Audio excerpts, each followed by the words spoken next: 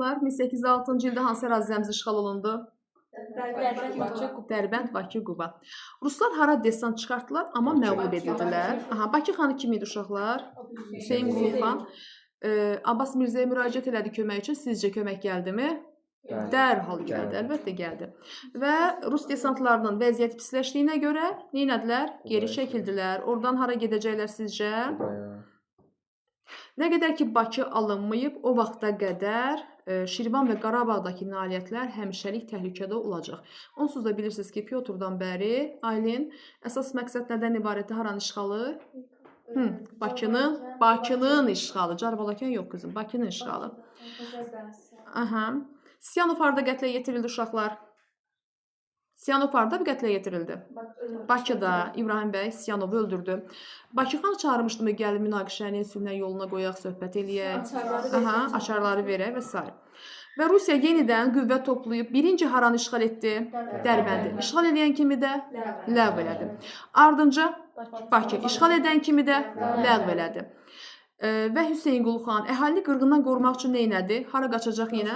Qacar sarayına. Bayaq demişdi ki, məğlub olanlar hamısı hara gedir? Qacara gedir. Həmçinin Hüseyn Qulxan da. Qubada nə yaradıldı uşaqlar? Əyalət şurası. Müvəqqəti idarələr yaradan 3 bölgə demişdik. Şəki, Aysal, Təbriz və Carbalakən. Yerli bəylərdən ibarət komendant idarə üsuluna keçid sistemi harda yaradıldı? Qubada. Başına kimi gətirdilər, kim rəhbərlik edirdi?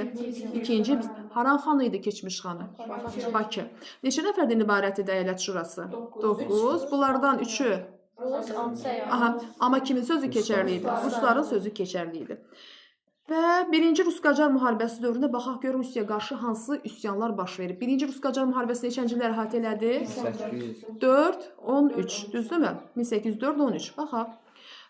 Qarabağa daxil oldu Abbas Mirzənin qoşunları və Xankəndində olan Qarabağlı İbrahim Xəlil xan Mayor Lüsanoviçin əmri ilə öldürüldü. Bu kimin üsyana səbəb oldu bayaq dediyimiz kimi? Şəki üsyanı, bəli, Səlim xanın rəhbərliyi altından başlamış oldu. Rusiyanın əlaqələri kəsib, qoşunlarını xanlıqdan çıxartmağa cəhd elədi. Çünki düşünürdü ki, eyni aqibət kimi də gözləyir, Səlim xanı da gözləyir. Ona görə Rus orduları hansı müqaviləyə əsasən Şəkidə yerləşdirilmişdi? Aysa, Kürəkçə. Neçənci ildə bağlamışdı? 5-ci ildə. Həlledici döyüşün nəticəsində kim məğlub oldu? Səlim xan və Şəki şəhəri mühasirəyə aldı Rus orduları tərəfindən.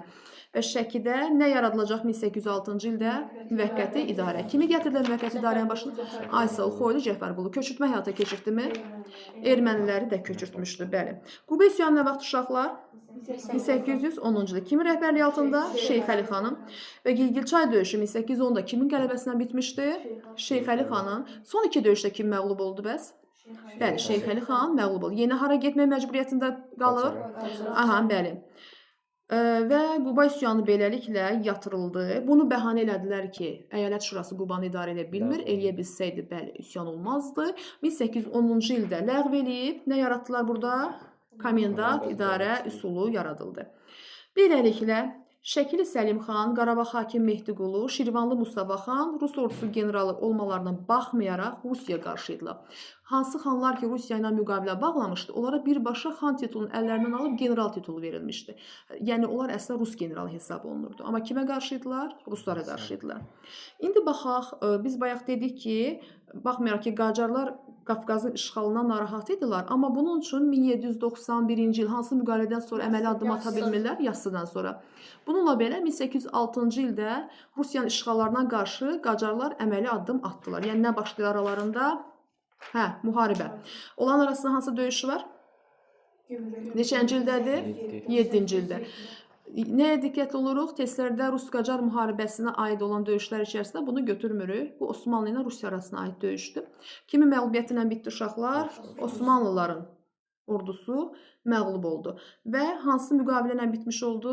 Buxarest. Bunun Qafqaza dair maddəsində deyilir ki, Rusiyanın işğalını tanıdı. Cənubi Qafqazdakı işğallarını tanıdı. Yəni, buna məcbur qaldı. 1808-ci ildə Rus qoşunu Üçkilsəni və Naxçıvanı ələ keçirdi. O zaman haranı mühasirəyə alır? İrəvanı mühasirəyə aldı. Amma yenə də Məhəmməd Hüseyn xan İrəvanı neyir? Müdafiə edir. Və Abbas Mirzə kömək göndərdi. Nəticə olaraq 1809-cu ildə hansı döyüş var uşaqlar? Qarabağ döyüşü var.